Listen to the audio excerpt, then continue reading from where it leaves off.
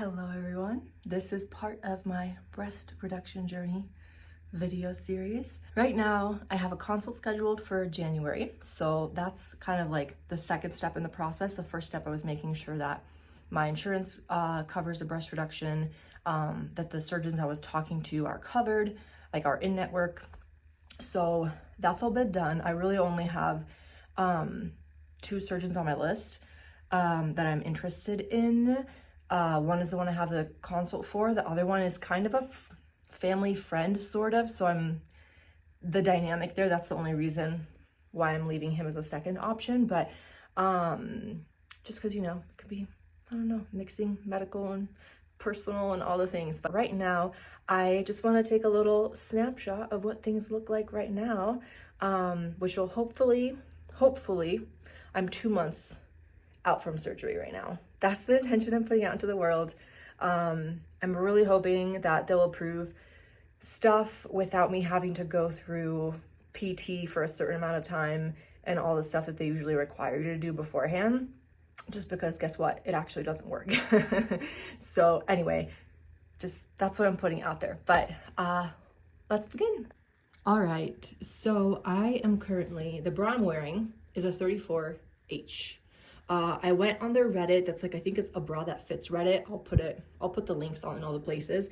And when I did those calculations, they have you measure things like standing, lying down, bent over, different kinds of measurements and stuff to give you more of an accurate idea. And that one told me I was actually, so I'm a 34H, and according to that, I'm a 32K or J, because my bust here, my waist is pretty, like, no, I don't know, small relatively speaking, but it's the cup size that is heavy and giant. So anyway, this is what it looks like with this crop top situation. These are the kind of shirts that I like to wear, so I'm just looking forward to wearing them and not seeing as much boobage, but also obviously I'm doing this for medical reasons in terms of like just like my posture I really have to work on. I get pretty consistent tension headaches and migraines. My traps are constantly tense. I'm all like, my ears are next to my shoulders pretty much all the time. So anyway, those are the main reasons, but also just feeling better in my body. So this is what it looks like with a bra on currently with my 34H. And this is what it looks like with a bra off, which you might be saying, Steph, do you ever leave the house without a bra? No. That's wildly uncomfortable. They're literally like, they reach here, basically at my elbow crease, which totally fine. Boobs are what they are. But it's pretty uncomfortable to be not wearing a bra in general. So anyway, this is what it looks like without a bra as a 34H, according to the bra I do wear, or like I said earlier, 32J or K apparently. We'll see what the surgeon says. But now I'm gonna show some of my goal shirts that I want to be. One thing that's also been nice about watching a lot of other people's vlogs and experiences with their breast reduction is just hearing how other people have had similar experiences, in the sense of, like, for me, I know people tend to be surprised when they find out how large my boobies are. And it's because I tend to not wear clothes that accentuate them. I tend to wear stuff that, like, I think in one of the previous videos where I'm wearing a crop top that's like loose, right? So you can't tell as much. But in instances where I wear something like this, you kind of really tend to see it. Yeah, so I'm looking forward to wearing this again, hopefully this spring on a cold day, with a different situation. In terms of goal size, honestly, if it were possible to do it covered by health insurance, as a medical, I just washed my hair, took a shower, as a medical reason, I would love to go even, like, honestly, if I could snap my fingers and have an A, I would be happy. However, that is extremely unrealistic, especially if I want to keep my actual nipple and not do a nipple graft, so actually still preserve blood supply to the nipple as it is without taking it off and putting it back on. It's probably likely. I'm hoping they can get me down to a C. I would be kind of upset if I ended up with a D or more, just because I remember what it's like to have those and they still felt big and heavy to me. So obviously anything less than what I have now will feel lighter, but I really, really, like, perfect world, if the surgery can get me to like a full B or small C, I will be happy. So anyway, that's the goal. Like I said, I'm meeting with a surgeon. We'll see if she'll be my surgeon, but with a surgeon in January. So now let me show you one of the shirts that I'm bought with the hope of having smaller boobs. Okay, so I bought this knowing I would not be wearing it now because as you can see, there's some boob peekabooing going on there, especially on this side. I am extremely uncomfortable if I don't wear a bra. It just hurts my back. So that, other than the fact that like it doesn't look how I want it to, it's painful. Like I already feel like my back is like sore from going around like this without a bra, personally speaking. So this is one of the shirts, cause see, that's why there's no bra. I am never able to wear anything strapless, halter top, spaghetti top, anything that backless that requires you to like not wear a bra or have very small bras. I can't wear. The last time I wore something strapless was at a friend's wedding in 2018. And I want to say my boobs were a bit smaller, slightly smaller then, and it is uncomfortable. And it's like strapless here to here is where the shirt ends up. Anyway, yeah, so that's part of the goal. That's part of the hope. We'll see, hopefully, in a few months what this looks like with smaller titties. All right, this is another one. These are just the stuff that I never wear because, like I said, no bras, and also like this just doesn't feel like me. So yeah, we'll see if this, like, I think it would still fit size-wise even if when I'm smaller. When I'm smaller, not if. Boob-wise. But then I probably would still have to like take these in a bit because even now it feels loose. So anyway, this is another one, and for shits and giggles, I might try putting on 2 sports bras that I got from work that I took so that I have like something ready to wear, not immediately after, obviously, because you have to have the specific kinds of zip up bras, but we'll see what those look like now. Okay, this feels ridiculous, but this is a medium. As you can see, I do not currently wear a medium. This is, I would never, I have not worn this, I would never wear this like this because it's way too tight. I'm spilling out everywhere, but like ideally, post-surgery, I would fit in this. Obviously not right away just because of healing times and stuff, but you know, a couple months out once everything is, what's it called? Unswollen. This is what I would love to be able to wear, because right now this is just like unlined, uncupped, no wires, whatever. Everything I wear pretty much has to have a wire because if not, it doesn't feel supportive enough. So even my sports bras, I have Victoria's Secret sports bras, which are the only ones that I found, surprisingly, that actually work because they have an underwire portion and then a zip up portion, because that's the only way I can actually attempt to run and work out and be still a little uncomfortable with all the jiggle, but doable enough. I'm not going to give up working out. So that's that. We'll see where we end up. This is also, isn't my phone case so cute? It's a cow. But this is what things look like with a bra currently. This is my 34H bra. I plan to take some pictures and stuff afterwards with this as well, just to see the comparison. But yeah, they maybe, I don't know how they look to other people. People are usually surprised to hear how big they actually are, but they might not look super giant, but I can't shop in regular stores. I haven't been able to shop in a regular store since high school in terms of finding bras and swimsuits. I barely can find swimsuits at all, actually, that I fit in. I haven't properly fit in a swimsuit on my chest since high school also. So that's just what I'm looking forward to. But anyway, see, the posture is not great. This is where we are now. And this is to give another example, because the bra I normally wear, like the issue with finding bras that actually fit is the bigger you get, they all tend to be minimizer bras to some degree or another, which is totally fine, but it doesn't show how big they actually are and feel. This doesn't fit me. It might, I don't know if it looks like it does, but it doesn't. It feels like I have absolutely zero support. Yeah, if I really try to make them fit in the cups, I'm gonna have a nip slip, so I'm not gonna do that. But this was the last bra I bought in a store. It's a 36, so it's actually too wide. Ow, that didn't hurt, but it made a noise like it did. This is actually too wide for me. Like, it feels like it's not tight enough.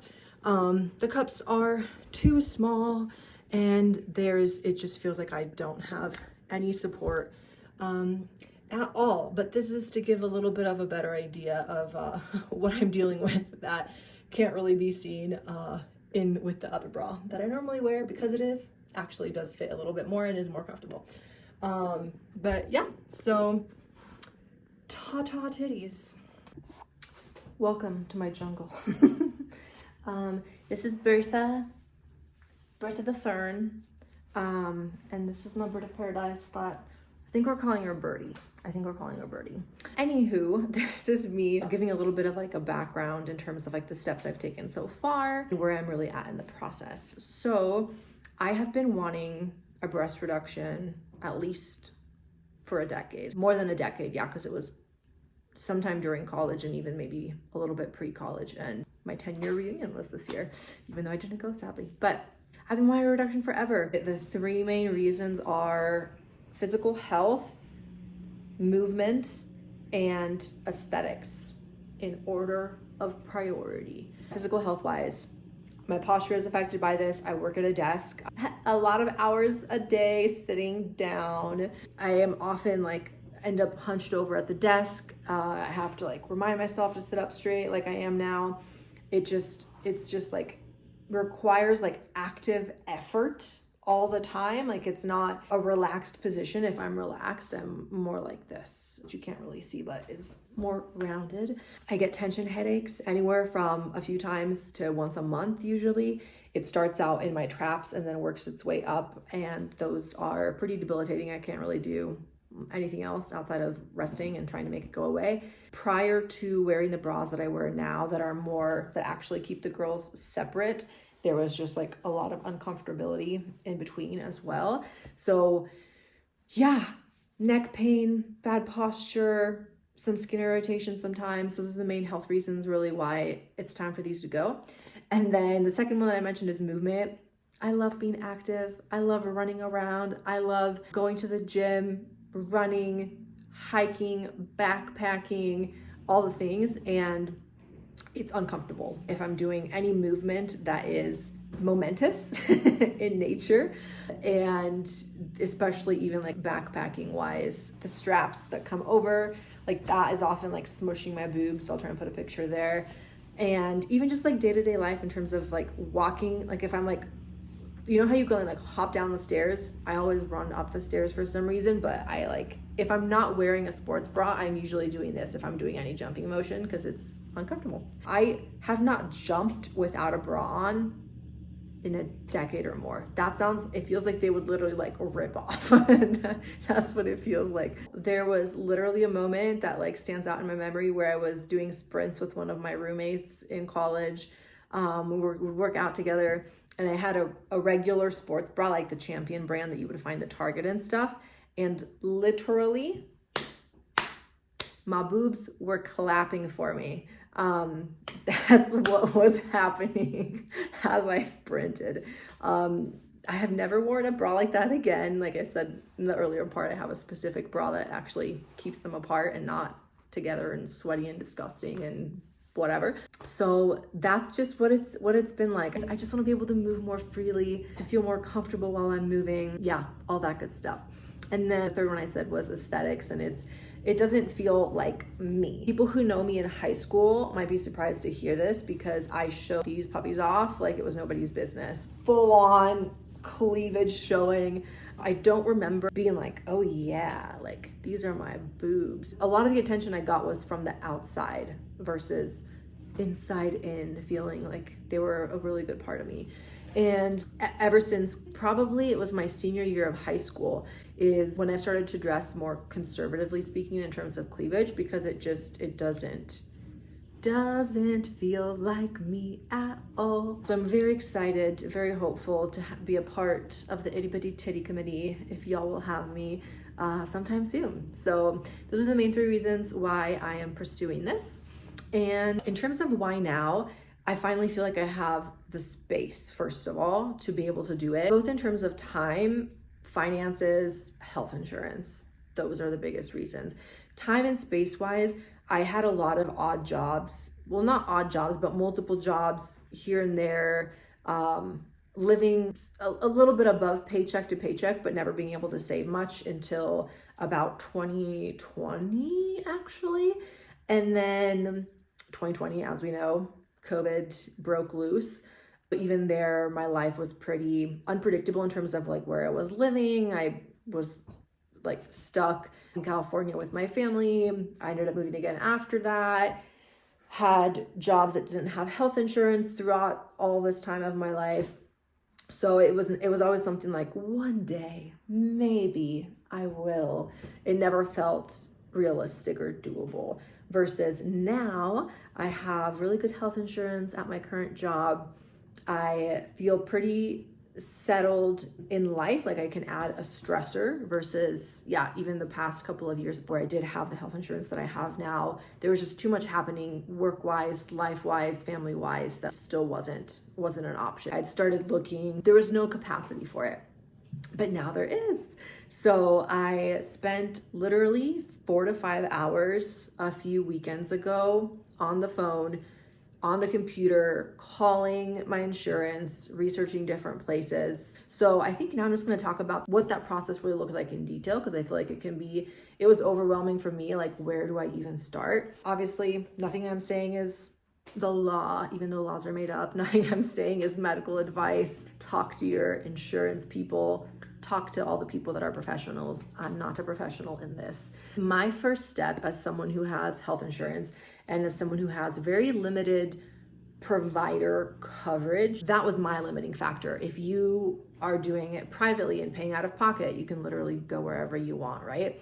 So you might have different criteria. I'm just speaking criteria based on my experience. So the first thing I did is I looked up and Find My Care Anthem and looked for the specialty, I guess, which was plastic and reconstructive surgery, is what the people on the phone told me to look in order to find providers that do breast reductions in the area.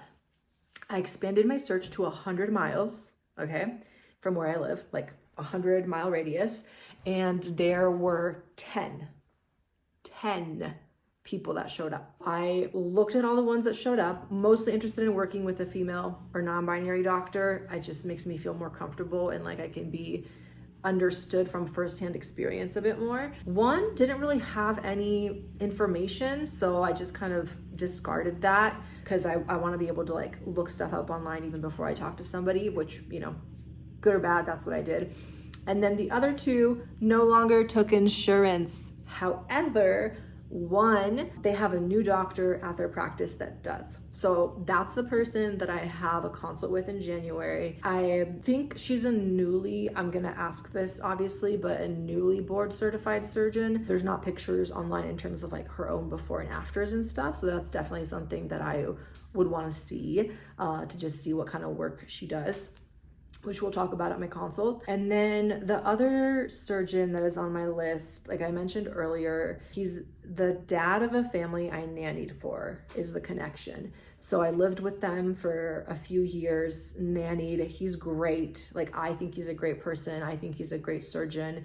Reviews for him are also great. So not just like my subjective experience. I'm a worrier where it's like, well, if something goes wrong, that then like the personal relationship, which I care about, could be compromised. That's the main reason why I'm leaving that as kind of like a last option. I had also looked at a doctor that focuses specifically, that was showed up as covered, and it's called the Crane Institute. They're around the country. I think they have like California, Texas, Colorado locations. But they specialize in like gender affirming surgery. And so the issue with that for me is that the only way they bill the surgery is through a diagnosis of gender dysphoria, which I don't relate to, although that could be argued depending on, I definitely think that the surgery I'm having is gender affirming, as a breast implant would be for a woman that wants breast implants, or a person that wants breast augmentation, or a cis male who wants a smaller chest. Like those, to me, they're all gender affirming surgeries, right? To me, like I said, the first factor is like medical health movement related. So it's also a much harder process to go through for people that do have to pursue, whether it's a reduction or top surgery, through that lens in terms of, therapy sessions, like all this hoopla that just doesn't apply to the situation. What's up, people? Quick intermission, because as I'm editing that video and I said that, there's just all this bunch of hoopla that they make you jump through for having top surgery that's related, top surgery or breast reductions that are related to any gender dysphoria that someone might be experiencing. Hoopla doesn't cover it. It's fudged up, okay? I don't know if I can swear on YouTube. It's messed up. There are so many people that you have to get basically permission from in order to do it. You have to wait so long to do it. And with all of the different laws that are being changed right now, all the different protections that are being changed around trans health, it's messed up. So I just want to make that clear. And to add, in case I wasn't clear in the previous part, talking about how I think that, cis men getting a chest reduction, cis women getting breast augmentations are also gender confirming surgeries. It's especially messed up because of that context, right? The fact that for someone who fits into whatever society thinks is normal, certain people in power think is normal, then you can get whatever surgery makes you feel better on a whim, but for other people, you can't, right? Like that in and of itself is messed up. All right. So even though that would have been an option, just in terms of like, I trust, I don't know. I haven't met him. I haven't met that doctor, that surgeon, but I feel like I would trust him to like actually listen to what I want, versus I know some people have had experiences with surgeons where they're a little overly focused on what they think looks good versus what the patient actually wants. And I know that you can only go so small in terms of preserving your blood supply and tissue that you need. So I understand that side of things, but it's talking specifically about surgeons who have kind of their own vision of what breasts should look like on someone and what looks proportionate or not. I'm not interested in that. I don't give a care about proportions. I want them to be small, minimal, comfortable, be able to move. So anyway, those are kind of the top 3 options. I'm really hoping things worked out with my consult that I have. I'll probably just mention names of the other 2 people more as I go further down the process. Like, I'm not trying to keep secrets or anything, but I don't know. Just see how it goes. So I'm really hopeful that the consult goes well in January. I kind of want to like fast forward. I'm going on vacation for the holidays and I'm already excited to be back, so I can do that. And then depending on how that goes, I might schedule a consult with the dad of the family I need for, and see how that goes. But my hope would be to have this in the spring, like I said earlier, to be able to just like get it approved without having to jump through a bunch of hoops. If that doesn't happen, I don't know. AKA if I have to jump through PT and Cairo and whatever other hoops they make me jump through in order to get it approved by insurance, it would probably be something that doesn't happen until the fall. And then there's the other part of me that's very impatient and ready right now. I'm like, well, do I just do it privately and have a payment plan? I don't know. Obviously, that's not the smartest decision financially, but I also feel so ready and so done. When I was talking on the phone with the office person of the place I'm having a consult at, like, she was like, how ready are you? And I was like, I'm so ready. And she was like, last week. I was like, yeah, like 5 years ago ready. So that's just where I'm at, and I feel excited. I feel hopeful. I've been doing, all sorts of research, watching everybody else's videos and stuff. And the other thing I did do already, I'm making a document that I'm like, I think I need to make this into like a free resource for people because it's gonna be good. I'm breaking it down. I geek out on this shit so much. I know surgeons give packets of information and stuff too, but I think this is helpful for people to see before having a consult and meeting with a surgeon too. So I'll share it whenever it's ready. I'll make sure to let you know. I'm planning to map it out in terms of timelines. So it'll be like 2 weeks pre-op, 1 week pre-op, day before, day of, 2 days after, 3 days after, whatever, and then into week sections. But having it mapped out in terms of, I'm not sure if I'm gonna include yet, I'm just thinking through this as I'm talking, whatever like the recommendations are from surgeons, because I know that that's extremely different, maybe not extremely, but pretty different surgeon to surgeon. So I don't want to put anything out there that could be misinterpreted or misapplied, but definitely going to include like in terms of like the pre-op stuff, like I'm planning out like when I'm going to do groceries, when I'm going to, this is just who I am, you guys, when I'm going to wash my sheets, the fact that I'm going to like shower my hair the day of, all these different things, like I'm going to get a wax done beforehand, like just making sure that as many things as possible are in place and taken care of. When I'm going to meal prep, I don't know if I already said that, but all that different stuff. So that's kind of what's going to go into the pre things. So it's going to have that practical section, but then also a like emotional, mental section in terms of what tends to come up based on what I've seen from everybody else in the different timelines. The closer it gets, there's some second guessing that seems to happen. Right before, the day of, for some people they're ready and nervous, for some people they're scared and nervous, for some people they're excited and nervous. So I just want to have these parts where it normalizes some of those feelings that so many people tend to have apparently, and the emotional and mental and some of the physical side of things too. That's not medical advice, but for example, a lot of people have said that day 2 and 3 are the most painful ones, that day 1 is actually like the best night that they had for a while. Having that stuff there in a way that's like cohesively written, and then even like reminders of like your boobs are gonna look weird probably, and you're gonna feel a little dysphoric maybe, and like they're not really yours, and like just having those things in there, and all with conditional language. Obviously everybody's experience is different, but having an idea for people of like, oh, it's week 1 and I'm freaking out because they look weird, and then you look at the paper and you're like, oh, a lot of other people are freaked out at week 1 too. And then you skip ahead to 6 months out and you're like, wow, a lot of people seem to be really happy at 6 months out. And a year out, wow, most people have like really minimal scarring a year out. So that's the plan. Outside of all the different research that I've just been doing on that end, I also have been listing out like what to buy, like silicone tape to help prevent scarring, and clothes. So like the zip up compression bras that they recommend you wear. I'm not going to order anything until I've decided when the surgery is, just so I know exactly what I'm supposed to be ordering in terms of like sizes. Like, do I order the size that I am now? Do I order the size I want to be? Who knows? And I did already buy a sweatshirt, a zip up, because that's something that's recommended by the surgeons and everybody that's gone through it, is zip ups and button ups. So I did buy a zip up. It is a tight zip up. Like it's a stretchy zip up, I should say. It's not tight, but it's stretchy. So it like stretches on you, if that makes sense.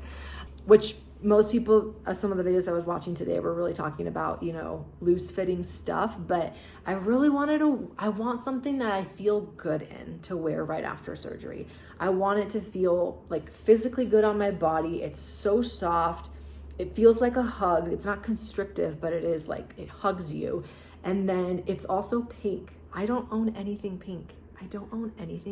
But I own this that I bought yesterday at Goodwill.